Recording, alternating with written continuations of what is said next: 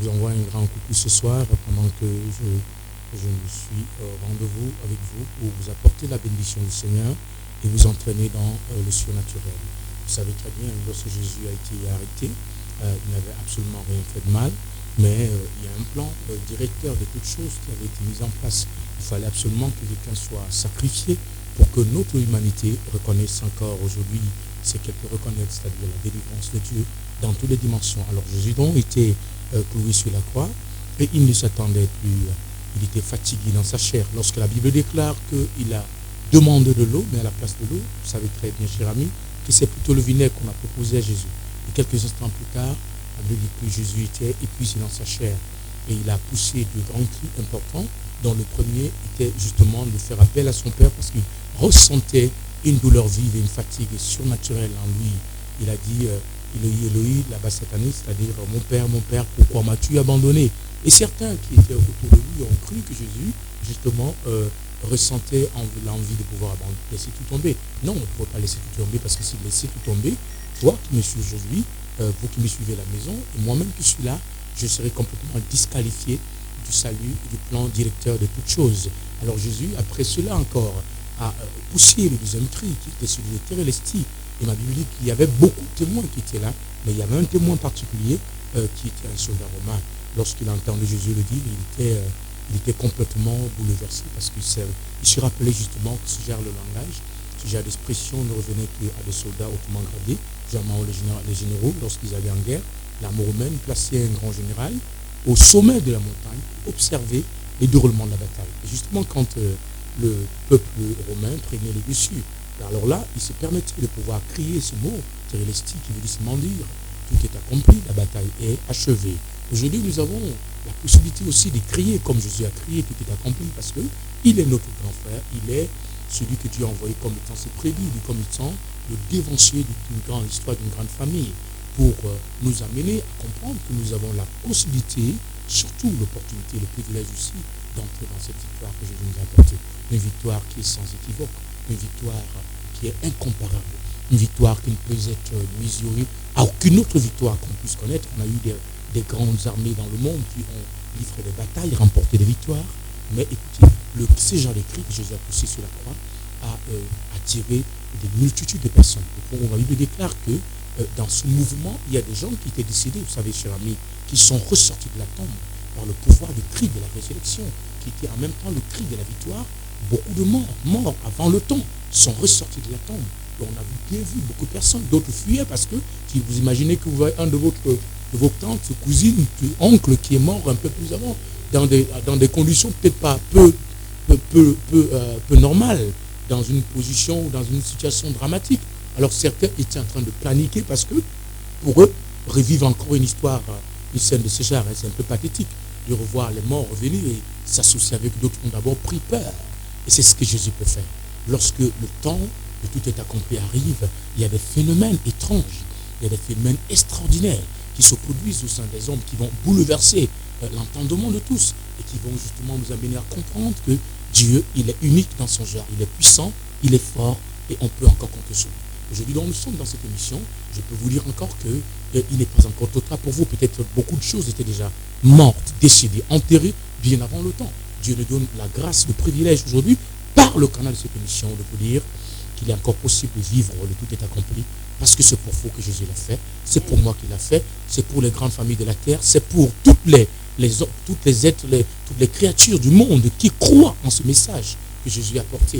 Et aujourd'hui, si vous étiez encore debout, je vous demanderai de rester assis et de prendre vos notes. Si vous étiez en train de vouloir sortir de la maison, patientez pendant quelque temps, parce que vous ne perdrez rien. On ne perd rien à pouvoir écouter quelque chose de cette dimension, à pouvoir aussi bénéficier de la grâce de Dieu. Et si vous étiez sur le point d'être emporté par un petit sommeil, dites à ce sommeil, s'il te plaît, je n'ai pas besoin de toi maintenant. Laisse-moi le temps de pouvoir écouter cet homme, parce que jamais homme n'a parlé comme cet homme. J'ai été oué par Dieu. Et lorsqu'on est oué par Dieu, on ne parle pas comme les autres personnes. On parle sous le pouvoir de la révélation, sous le pouvoir de la puissance et de la grâce de Dieu. Et aujourd'hui, je vous parlerai tel qu'un homme n'a jamais parlé à un autre homme. Si vous êtes donc connecté, étant malade, vous avez des situations difficiles, compliquées pendant que cette émission sera en train de suivre son parcours, vous aurez la possibilité de nous appeler, vous aurez la possibilité d'envoyer vos SMS, vous aurez la possibilité de pouvoir solliciter une prière. et je vais seulement parler. Un seul mot suffira pour qu'un bouleversement total arrive dans votre maison, dans votre foyer, dans votre cœur, dans votre esprit, dans votre âme. Et si vous n'avez pas encore expérimenté le salut de Dieu qui nous est donné justement par le canal de C'est tout est accompli, vous avez aussi la possibilité de demander ou alors de nous accompagner dans une prière qui vous aidera à pouvoir arranger les problèmes avec Dieu et surtout se retrouver dans une position assez importante. Vous êtes bénis de la part du Seigneur pendant que vous êtes encore, alors comme il fait cette émission, je suis encore là comme d'habitude. Je suis venu en compagnie de la servante de l'Éternel, je veux dire l'enseignant, je suis en train de l'appeler évangéliste. Vous savez qu'avec Dieu, parfois on évolue, on ne peut pas rester toujours en train de dire la même chose tous les jours. Peut-être qu'elle a grandi à la position d'évangéliste, ou alors Dieu a ajouté quelque chose d'autre. Bénissons le Seigneur, on ne peut pas refuser ce que Dieu nous donne. Alors pendant qu'elle est en train de sourire, je vous demande à vous mettre le sourire, à ce que m'écoute aujourd'hui, et pouvoir vous dire un petit mot qui vient du fond de cœur, qui va vous amener à nager avec nous. Si vous êtes en train, vous êtes un bon nageur. Et si vous avez peur de l'eau comme moi, vous n'êtes pas obligé de nager dans l'eau, mais vous pouvez quand même nager dans la parole de Dieu. Vous êtes béni de la part du Seigneur, bonsoir. Bonsoir mon évêque. Alors nous sommes là aujourd'hui encore face à notre public qui nous écoute, qui nous attendait avec beaucoup d'attention. Vous avez quelque chose à dire souvent qui nous fait aujourd'hui dans notre ensemble. Chers téléspectateurs, bonsoir. Chers téléspectatrices, bonsoir. Je ne cesserai de vous dire que vous êtes au bon endroit, faisant la bonne chose, écoutant la parole qui guérit, qui délivre, qui libère et qui apporte la solution. Soyez bénis, restez scotchés. Et je suis sûr qu'à la fin de ce message, avant que l'homme ne dépose le micro, l'homme de Dieu ne dépose le micro, tu vas atteindre l'objectif de ta navigation ce soir. Amen. Si vous étiez peut-être déjà dans un bateau, ce serait une possibilité de pouvoir atteindre cette navigation. Si vous ne l'êtes pas encore, Jésus est le bateau des bateaux. Il ne va pas chavirer comme Haïti avec le cas de ce Titanic qui a sombré dans une grande haute mer et dans les icebergs et qui a causé la mort de beaucoup de personnes. Avec Jésus, quand on est dans son bateau, il n'y a jamais de chavirement, il n'y a jamais de chute, on est sûr d'arriver au bon port. Parce que lui, il n'est pas un capitaine comme les autres, il est le maître de tous les bateaux et il maîtrise justement le bateau de votre vie. Je peux vous dire qu'il ne vous laissera pas tomber si vous, aujourd'hui, vous acceptez d'être avec lui ensemble. Alors, dans le cadre de notre émission depuis le même temps, nous entretenons sur une thématique très importante, une thématique qui fait parler de tous les noms, parce qu'il y a des gens qui m'appellent, d'autres se demandent, mais il s'agit de quoi exactement? D'autres nous prennent un coup et ils veulent savoir. C'est pourquoi nous avons souvent l'habitude de revenir toujours un tout petit peu en arrière, afin que vous qui venez de vous connecter à cette émission et surtout à ce thème, que vous ne puissiez pas manquer de justesse la grâce que Dieu dispose à tout le monde et pour tout le monde. Alors nous parlons depuis un bon temps de traiter avec vos fondements. Je crois que si je ne me trompe pas, on sera en train de parler de la 5e partie aujourd'hui. Oui, si je ne me trompe pas, la 5e partie. Si nous sommes dans notre 5e partie, vous avez la grâce et le privilège de bénéficier de cela. Et nous avons notre livre d'appui qui est le livre des Psaumes, chapitre 11, verset 2 au verset 4, qui nous traite justement sur le phénomène des fondements de destinée. Traiter avec vos fondements de destinée est le thème central qui fait l'objet de tous les remousses, les temps et qui fait peur énormément au diable, parce que le diable sait que la connaissance, c'était la vérité. En la découvrant, on est affranchi et Satan ne veut pas cela. Et c'est pourquoi il perturbe plusieurs d'entre vous pour qu'ils n'écoutent pas la parole. Restez assis et surtout, appelez-nous, parce que nous avons nos numéros qui sont au bas de l'écran avec lesquels vous pouvez nous appeler. Envoyez vos SMS. N'hésitez surtout pas à faire des appels par WhatsApp, mais pas les appels vidéo, mais les appels audio, parce que c'est les appels vidéo. Je ne vous comprends pas si ce ne serait pas la politesse, mais ce serait simplement dans un cadre de réglementation de l'émission. Alors nous sommes dans le livre de Psaume chapitre 11, verset 2 et verset 4. Nous allons d'ailleurs avec beaucoup d'attention lire et pouvoir avancer avec nous ensemble. Nous allons écouter le livre de Psaume. Dans Psaume 11, du verset 2 au verset 4, il est écrit Car voici, les méchants bandent l'arc, ils ajustent leurs flèches sur la corde pour tirer dans l'ombre ceux dont le cœur est droit.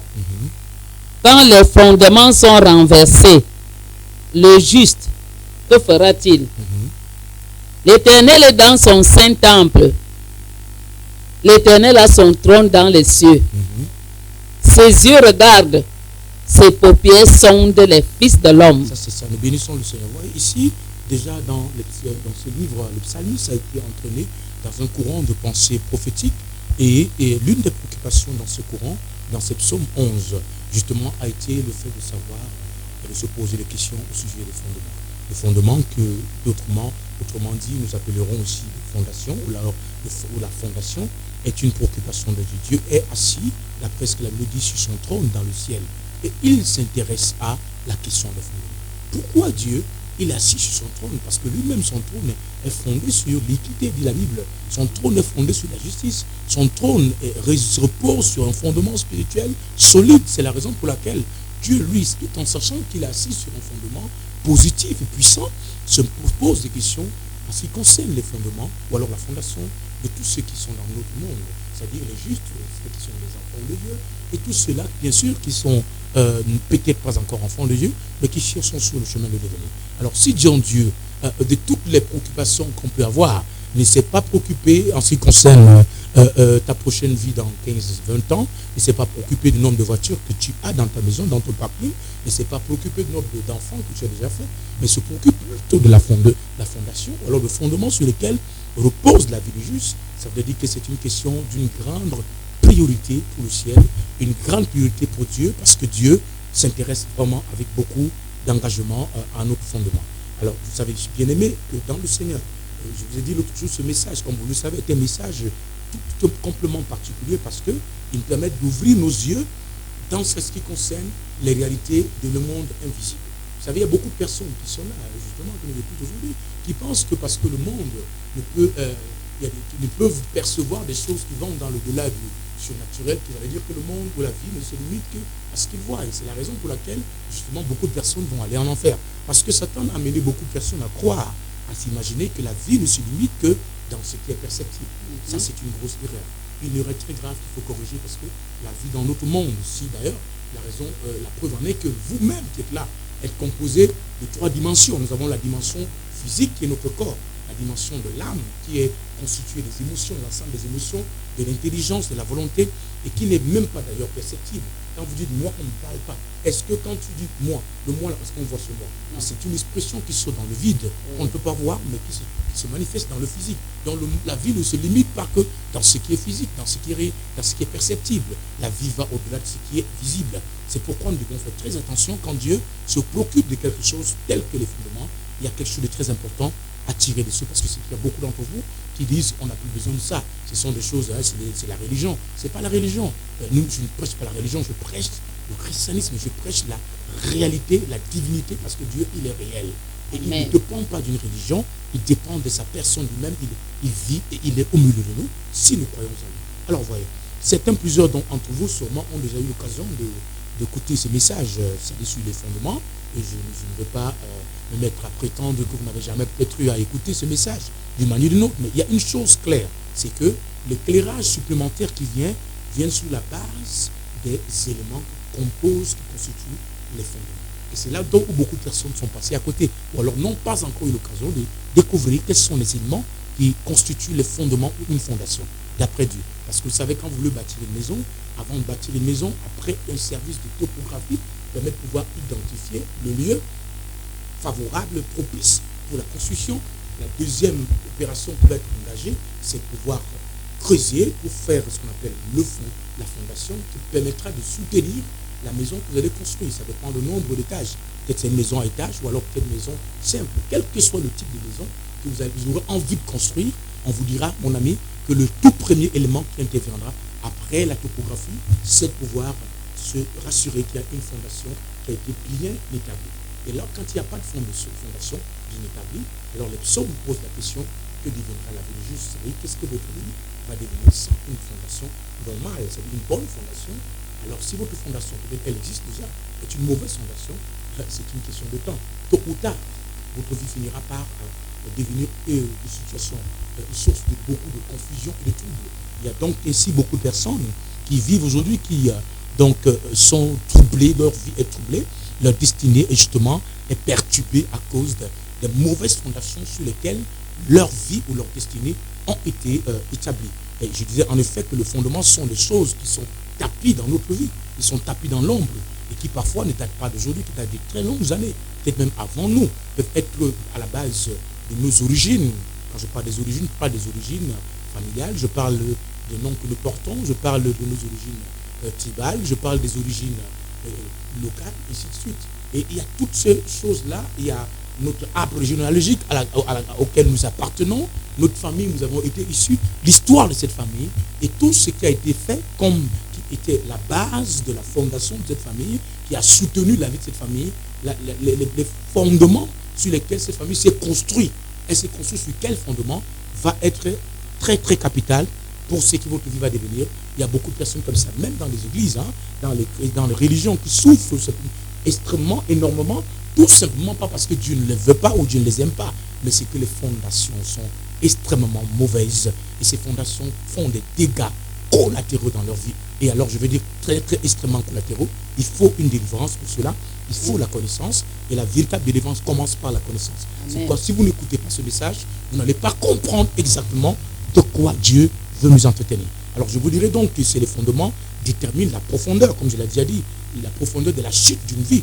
Ou alors, décide de ce que tu vas devenir demain, ce que ta vie deviendra demain. Ce sont les fondements qui agissent. Les fondements ont le pouvoir, justement, comme on avait, de contrôler, de gérer, de pouvoir orienter, de manipuler ou d'influencer une vie. Donc votre vie est manipulée, votre vie est influencée, votre vie peut être même désorientée ou orientée sur la base des fondements sur lesquels vous êtes. Parce qu'une fondation est comme un chauffeur de voiture et qui a une voiture qui vous conduit et qui vous impose son rythme, qui vous impose parfois sa cadence, qui vous impose même ses différents mouvements, ainsi de suite.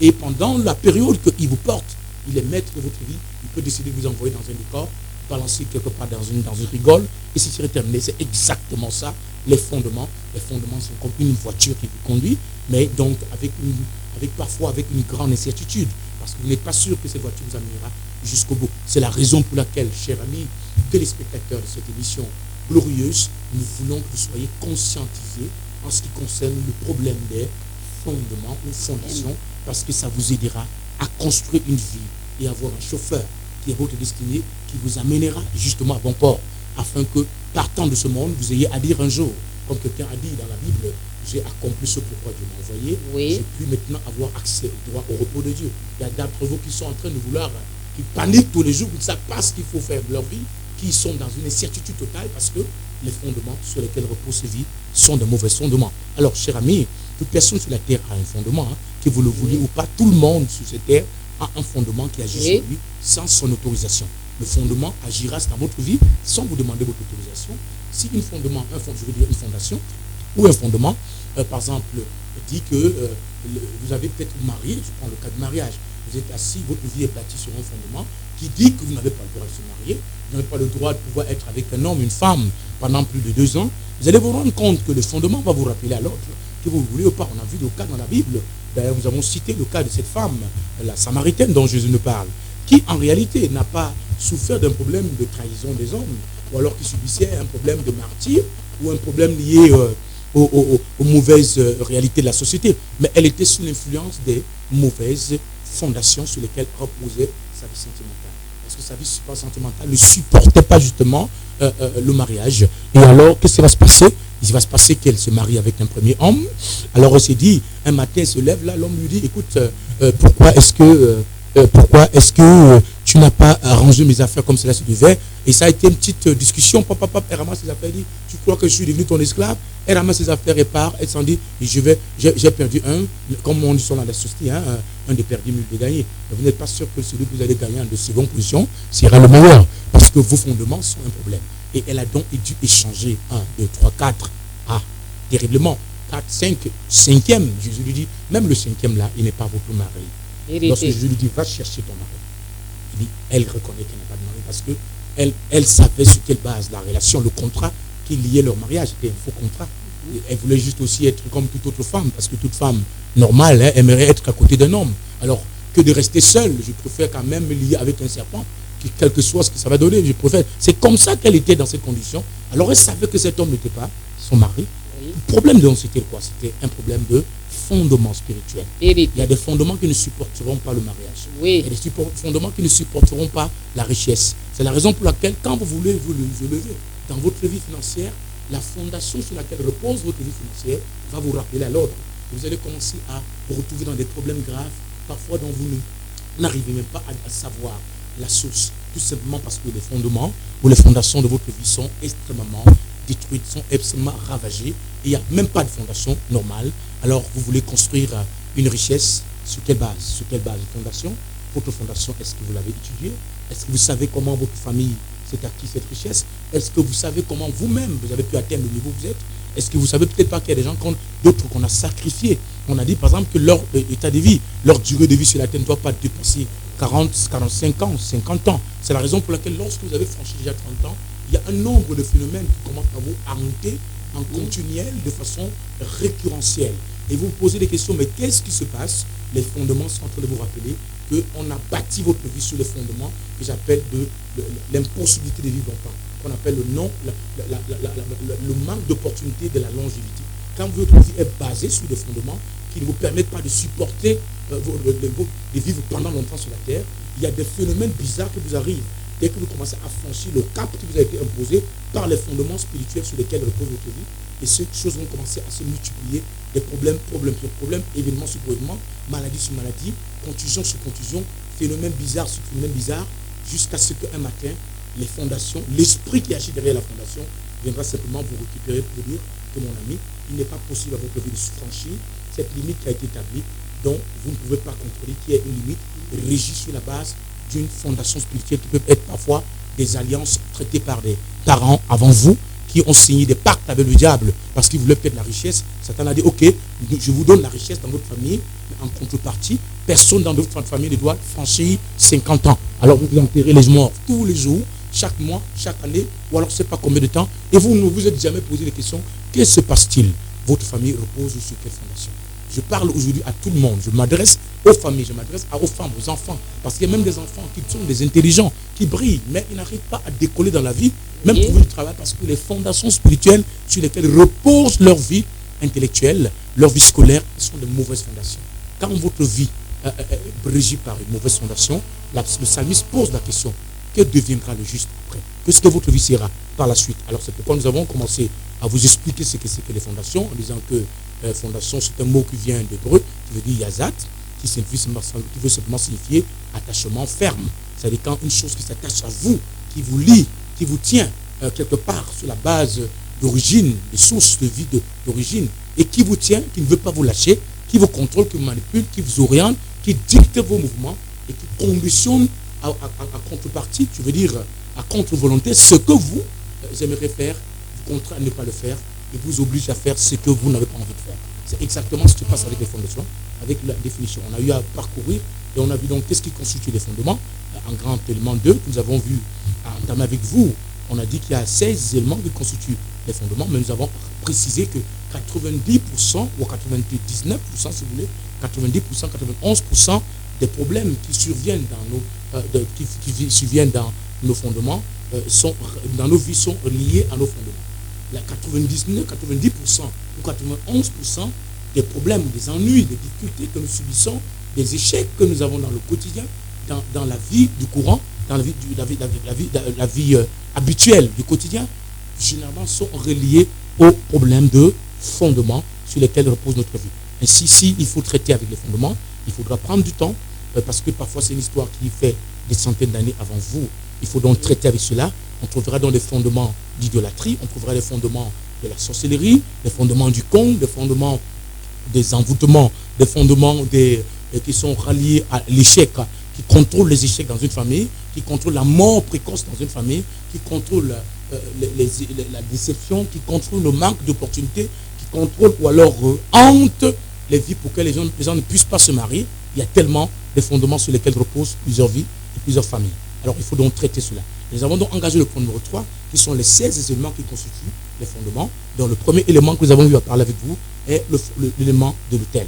Donc le premier élément, c'est l'élément du fondement de l'autel que nous avons vu à lire avec vous dans le livre d'Exode, chapitre 27, verset 2 déjà. On ne va pas revenir dessus parce qu'on a déjà lu. Vous pouvez prendre vos livres de la maison et relire Exode 27, verset 2, qui nous parle des fondements, dont le mot est tiré ici, le mot keren, qui veut dire en hébreu fondement ou fondation. Alors, aussi dans le livre des Psaumes, chapitre 118, verset 27, vous voyez aussi dedans comment Dieu nous parle du phénomène des fondements et il nous précise que quand on parle de fondements, ici, nous voyons quelque chose sur laquelle on sacrifie, quelque chose sur laquelle, ce qu'on appelle altar en italien, ou encore quelque chose en notre langue je veux dire en latin, c'est altar, altare en italien, qui veut seulement dire abattre, égorger ou encore offrir un sacrifice. Donc quand on parle de fondement, on parle des choses sur lesquelles des vies reposent et qui donnent la possibilité à un esprit de sacrifier des vies, de détruire des vies, de vous égorger,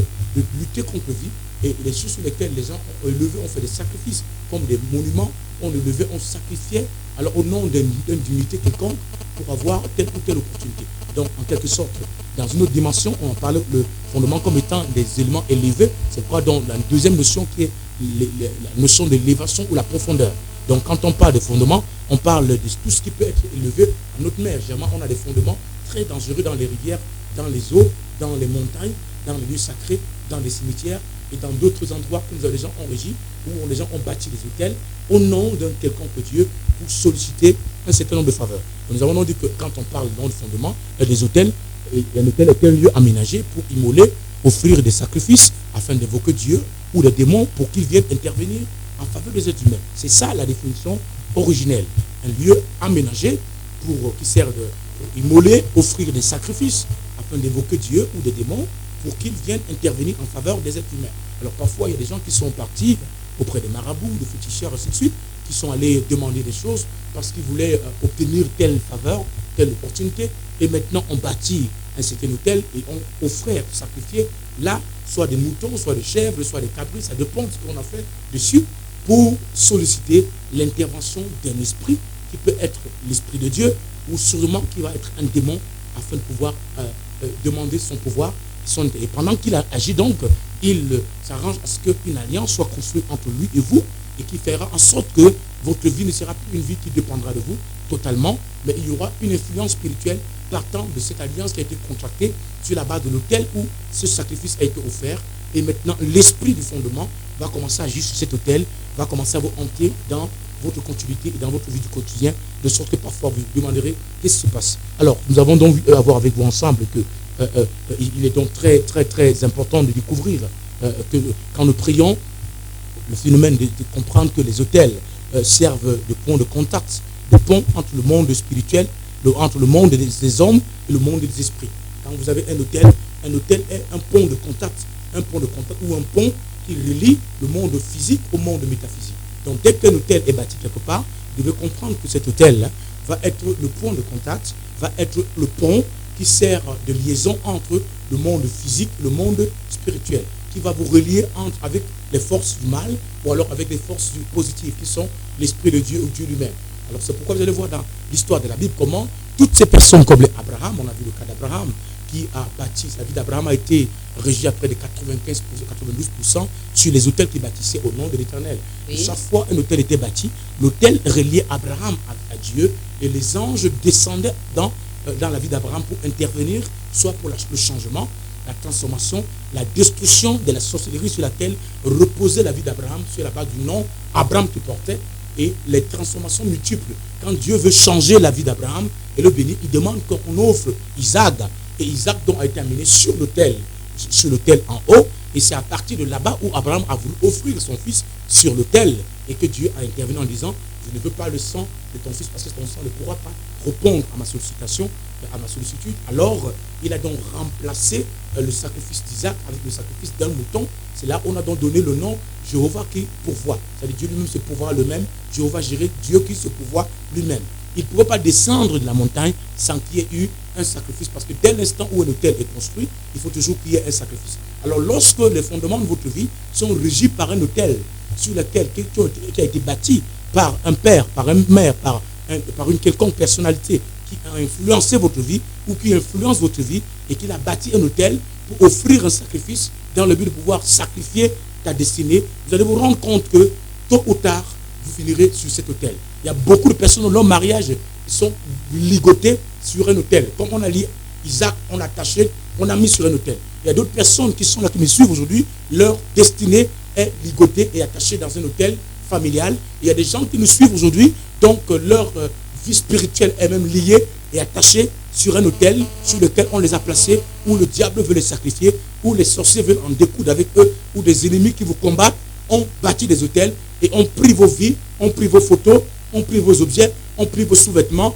ont pris les images vous appartenant des choses vous appartenant, parfois même l'argent que vous avez, et sont allés lier votre argent parce qu'un hôtel sert le lieu où on sacrifie, un lieu où on offre un sacrifice à un esprit quelconque. On a donc pris peut-être tes finances, on allait attacher tes finances dans un hôtel. Parce qu'avec un hôtel, pour pouvoir agir sur l'hôtel, pour pouvoir agir, lorsqu'on amène la victime qui doit être sacrifiée, première étape, d'abord, il faut lier la victime. C'est la raison pour laquelle vous voyez que le cas avec Isaac, Isaac est monté sur le sommet de la montagne.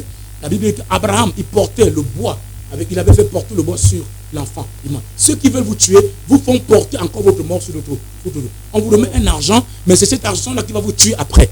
On vous remet un mari ou une femme ou quelqu'un qui, soi-disant, vient vous aider, mais c'est cette personne qu'on a envoyée par le monde de la sorcellerie qui va aider, qui va permettre aux sorciers d'exécuter le plan machiavélique qu'ils ont conçu à votre égard, à l'égard de votre vie, de votre famille, de vos enfants. Ainsi donc, Isaac doit être sacrifié sur un autel.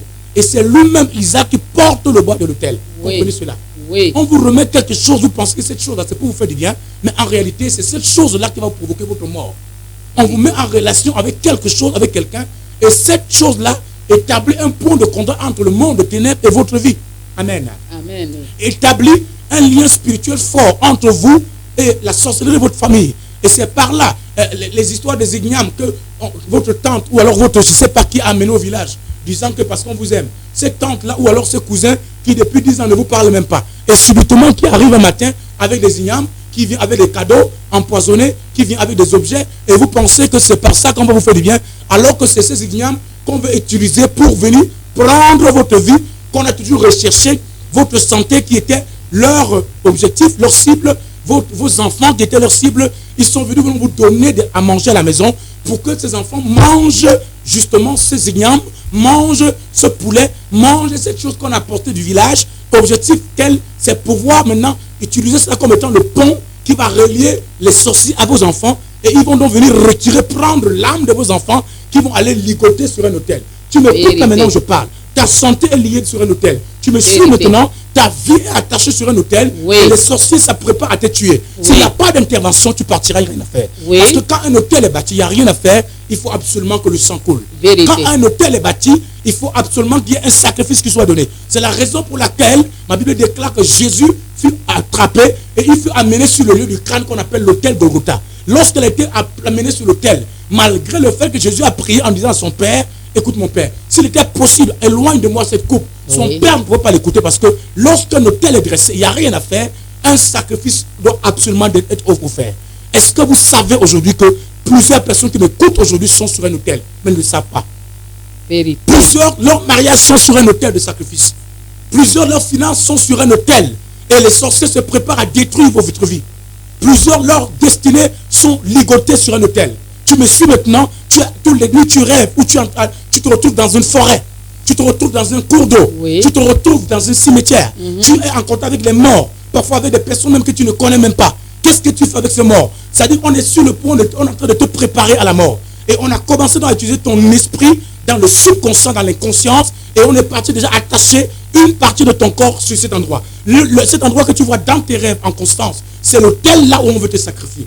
Amen. Amen. Ces choses que vous voyez constamment dans vos rêves, qu'on est en train de vous amener dans tel endroit, tout le temps vous êtes en train de fréquenter des milieux que vous ne maîtrisez pas, ce sont des hôtels là où on veut vous exécuter. C'est là où les sorciers veulent vous manger. C'est là-bas où ils veulent manger vos enfants. C'est là-bas où ils veulent sacrifier votre vie. Parce qu'un hôtel, lorsqu'il est bâti, il doit absolument avoir un sacrifice. C'est pourquoi Abraham, malgré tout ce qu'il a pu faire, ne pouvait pas descendre de la montagne sans qu'il y ait un sacrifice. Donc le fondement, le premier élément qui constitue justement un fondement est l'autel du fondement. Votre hôtel, est-ce que vous connaissez les hôtels qui contrôlent votre vie? Connaissez-vous le nom des hôtels qui agissent derrière votre vie? Connaissez-vous le nombre d'hôtels qui combattent contre votre vie? Connaissez-vous le nombre d'hôtels qui sont en guerre contre votre famille, en guerre contre votre destinée, qui vous ont rendu instable, qui font que vous sautiez d'homme à homme et de femme en femme, et vous pensez que parce que l'autre homme, Georges ne m'aime pas, j'aurais trouvé Joseph va m'aimer, et Joseph va te trahir, et tu vas chercher maintenant Benjamin, et après Benjamin aussi va te lâcher, et tu seras en train de faire la course, je ne sais pas, des chevaux, ou avec le drôme, je ne sais pas où, mais à la fin de tout ceci, votre vie sera toujours pareille, parce qu'il y a un hôtel qui contrôle votre vie sentimentale. Quelqu'un m'a dit amen à bien. Il y a un hôtel qui contrôle votre vie spirituelle. Il y a un hôtel qui contrôle votre succès. Il y a un hôtel qui contrôle votre avenir. Il y a un hôtel qui contrôle votre lumière. Il y a un hôtel qui contrôle vos opportunités. Il y a un hôtel qui contrôle votre mariage. Il y a un hôtel qui contrôle votre vie sur la terre. Il y a un hôtel qui régit vos mouvements et qui décide de ce que vous devez devenir ou alors ce que vous serez aujourd'hui. Alors c'est pourquoi il faut localiser les hôtels qui agissent derrière votre vie afin de pouvoir détruire ces hôtels diaboliques, afin que votre fondement spirituel soit repositionné. Premier élément, si la question des hôtels est réglée, votre fondation commence à connaître une restauration à un niveau. Il faut donc régler avec la question des hôtels. Il y a donc plusieurs catégories d'hôtels que nous pouvons connaître, mais nous ne sommes pas là pour vous faire un enseignement particulier sur les hôtels, parce qu'il y en a tellement. Ceux qui en auront besoin vont venir me rencontrer, parce que j'ai parlé de ça dans un de mes livres, et vous aurez l'opportunité de découvrir tous les hôtels qui existent et comment pouvoir identifier les hôtels positifs et combattre contre les hôtels négatifs, afin que votre vie puisse aller dans le programme que Dieu a élaboré pour vous. Ça, c'était le premier élément que nous avons eu à voir avec vous en question, et avec vous la dernière fois, et dont je suis revenu, parce qu'il y a une importance capitale pour vous, de pouvoir, ceux qui viennent de nous rejoindre, de pouvoir découvrir. Je vais vous dire encore qu'on a nos numéros qui sont au bas de l'écran. Vous avez la possibilité de nous appeler par ce numéro. Nous avons aussi la possibilité d'envoyer vos SMS dans le cadre de cette émission, qui est une émission assez enrichissante, qui vous permettra de pouvoir connaître le bonheur et la grâce de Dieu et la délivrance dans le cadre du phénomène des fondements spirituels sur lesquels nos vies sont bâties, et qui pourra aussi nous amener à expérimenter la solution, la délivrance, la guérison, la restauration dans tous les domaines. Et là, c'était dans l'élément numéro 1. Nous parlons maintenant de l'élément numéro 2, que nous allons voir avec vous ensemble ici. L'élément numéro 2, voyons-nous l'élément numéro 2. L'élément numéro 2, c'est le sacerdoce et le sacrificateur. Amen. Amen. Le sacerdoce et le sacrificateur. C'est ça qui constitue l'élément numéro 2 qui caractérise les fondements ou les fondations sur lesquelles reposent des vies. Alors, avant d'entrer dans les détails de type, lisons par exemple dans les livres de Lévitique, chapitre 8, c'est une longue lecture, on ne va pas lire, je vous donne les références dans votre maison, mais quand vous lisez par exemple dans le livre de Lévitique chapitre 8 et chapitre 9, il apparaît opportun de considérer la sacrificature ou la prêtrise. Okay? En général, spécialement en rapport avec le christianisme, lisons le livre de Hébreux, chapitre 1er, verset 1 au verset 2. Hébreux chapitre 1, verset 1 au verset 2. Donc, je disais, avant d'entrer dans les détails de type Lévitique 8, Lévitique 9, vous êtes à la maison, il apparaît opportun justement de considérer le phénomène de la sacrificature, c'est-à-dire la prêtrise en général, et d'une manière spéciale en rapport avec le christianisme. Ça peut être le livre de Hébreux chapitre 1, verset 1 au verset 2 ou verset 3, je crois. Quelque chose de ce genre. On va lire plutôt le livre. Hébreux chapitre 1, du verset 1er au verset 3. Après avoir autrefois, à plusieurs reprises et de plusieurs manières, parlé à nos pères par les prophètes, Dieu, dans ces derniers temps, nous a parlé par le Fils, qu'il a établi héritier de toutes choses, par lequel il a aussi créé le monde, et qui, étant le reflet de sa gloire et l'empreinte de sa personne, et soutenant toutes choses par sa parole puissante, a fait la purification des péchés et s'est assis à la droite de la majesté divine dans les lieux très hauts. Voilà, donc vous voyez que dans ce passage-là, le Seigneur nous présente le phénomène de la sacrificature qui a été déjà un phénomène qui date de très longtemps.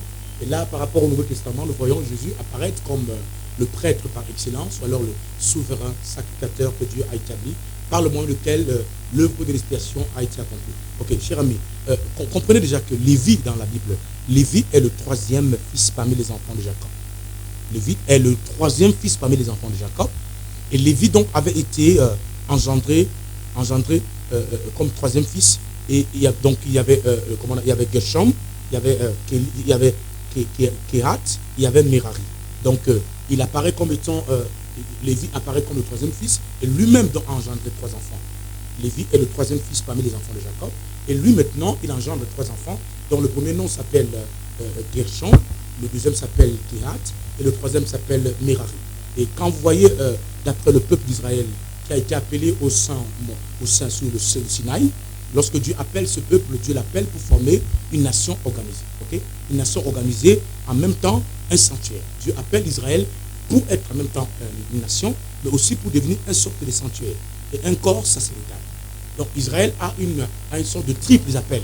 Dieu l'appelle d'abord comme étant un peuple saint, une nation organisée, avec tout ce qui ça concerne comme structuration, en même temps comme un sanctuaire, et en même temps comme étant un corps sacerdotal digne de Jéhovah ou d'Élohim, avec donc les ordonnances relatives au culte.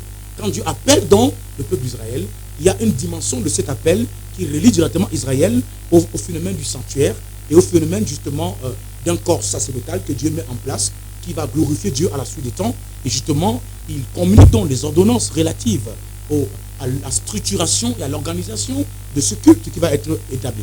Ici, dans la loi, établit l'ordre dans une sorte de société. Vous savez que lorsque Dieu donne les ordonnances, il donne des ordonnances pour organiser la société.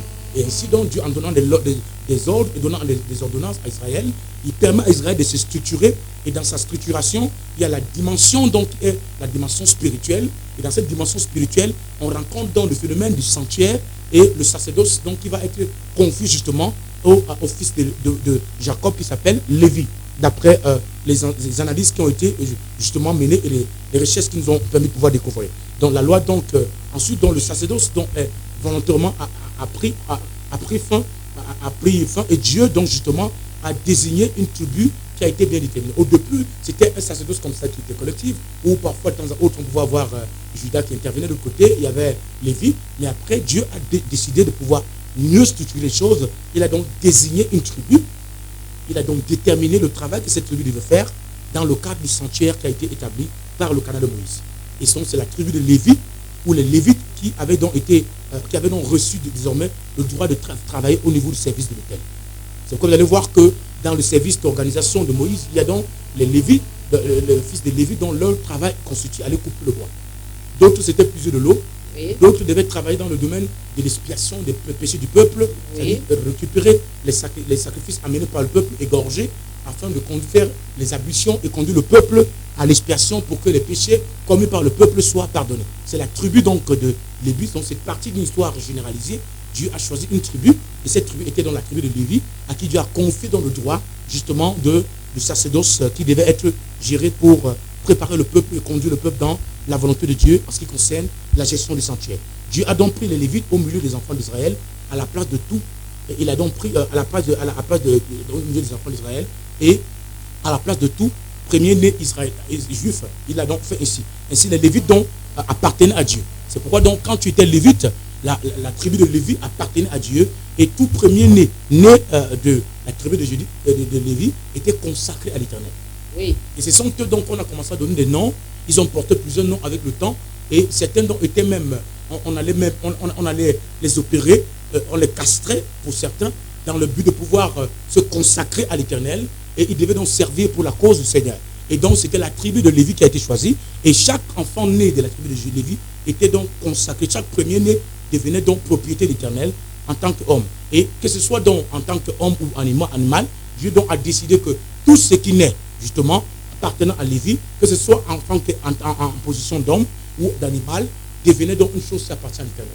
Et c'est la raison pour laquelle on vous demande à vous, qui nous suivez là-dedans, que quand vous travaillez ou alors vous avez démarré une entreprise, les prémices, c'est-à-dire les choses qui naissent en première position, vous n'avez pas le droit de les manger. Parce que tout ce qui vient en première position appartient à Dieu. Oui. Et quand vous donnez cela à Dieu, ça vous ouvre un boulevard de grâce, de bénédictions, pour pouvoir caractériser, pour pouvoir influencer votre famille et bâtir votre vie et construire la stabilité pour des années à venir, parce que ce qui appartient, ce qui vient en première position, appartient à l'Éternel, d'après le livre de Nombres, que nous pouvons d'ailleurs lire le livre de Nombres, chapitre 3, verset 9 au verset 13. Rapidement, nous allons lire le livre de Nombres, chapitre 3, verset 9 au verset 13.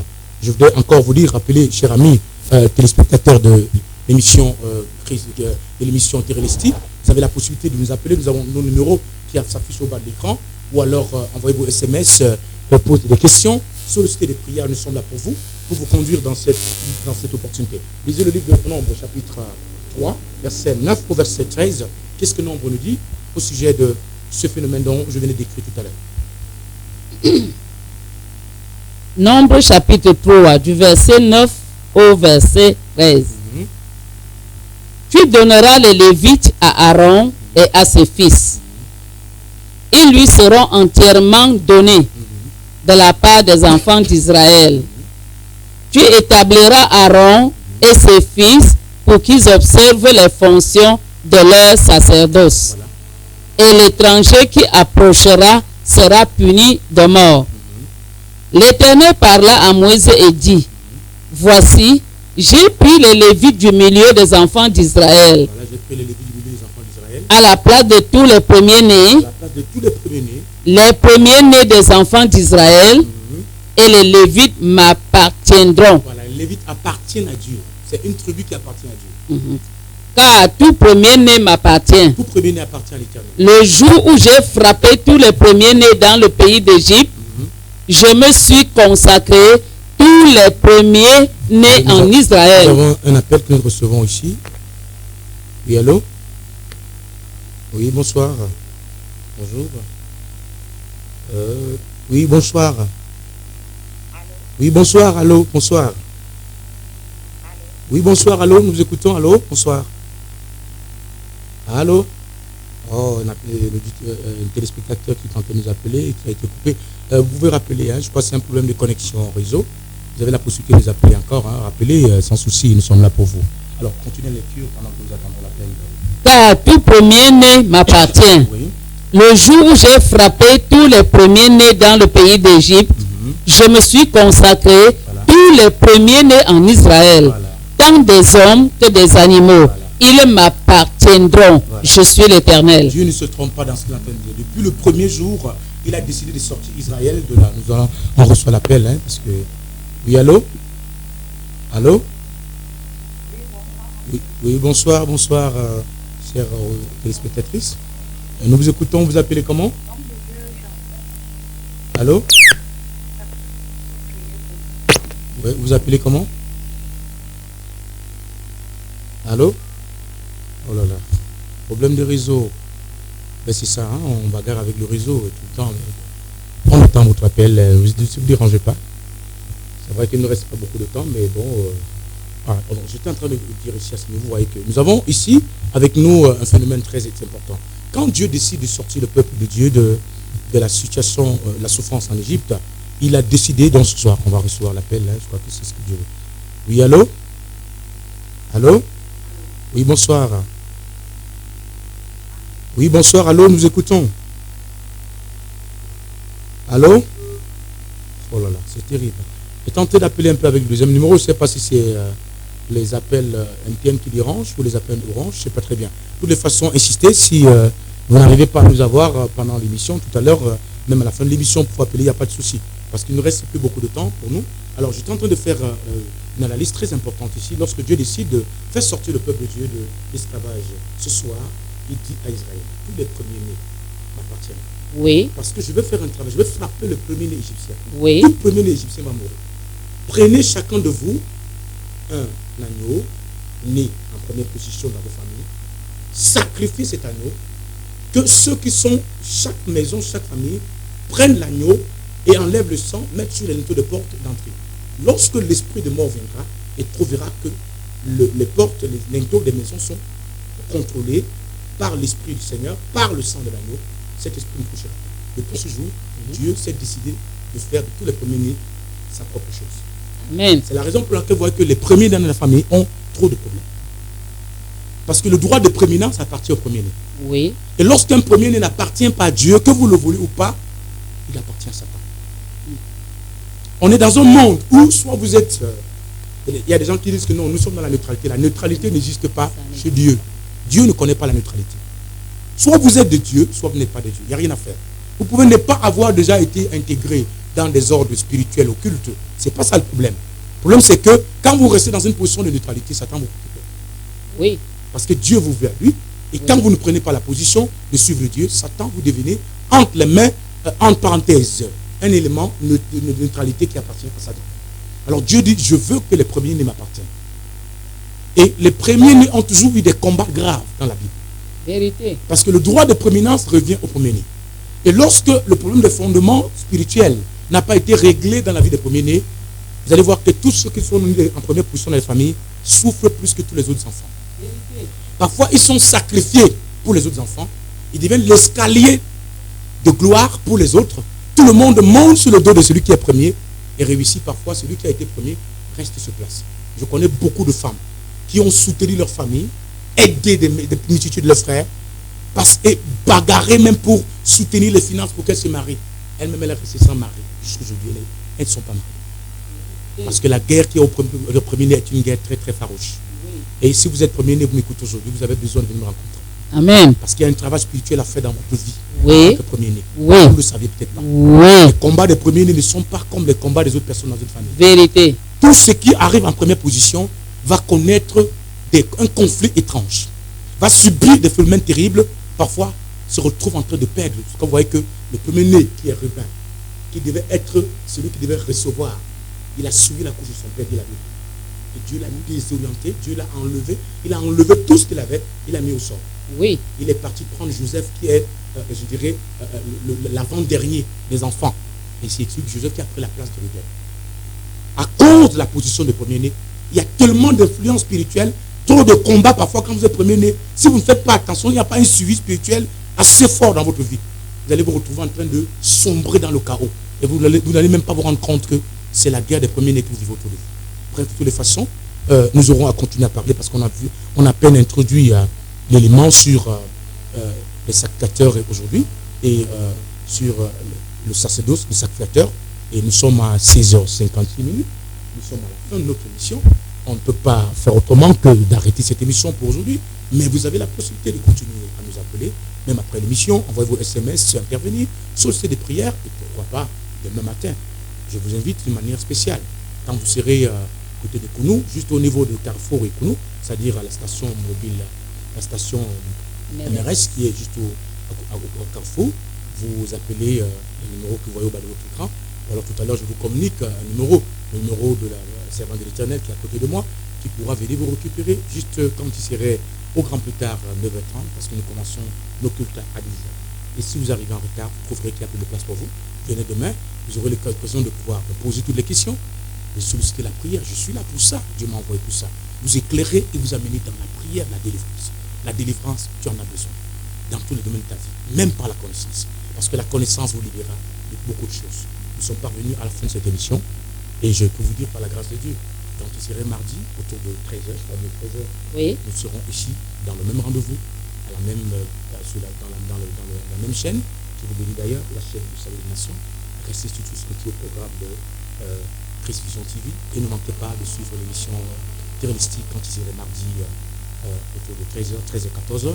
Et Dieu permettant, soyez demain au culte. Nous sommes en train de prier fortement ce jour pour vous aider à être délivrés des influences spirituelles liées à la sorcellerie rattachée au nom que nous avons porté, les surnoms, les sobriquets, les antonymes et les surnoms, ainsi de suite, tout ce que nous avons comme nom, l'influence spirituelle qui est derrière ça, qui ouvre la porte à l'ennemi et qui nous met en contact avec la mort et la malédiction. Venez demain quand il serait 9h30, nous allons vous recevoir et nous allons causer avec vous et avoir une sérieuse prière. Possiblement venir vous rendre visite dans votre maison parce que nous sommes pour ça. Soyez bénis et restez sur tout le programme de Christ Vision et ne manquez pas. Si vous manquez, mardi, je viendrai vous chercher chez vous. Restez bénis à la maison. À plus tard. Je vous aime. Ciao.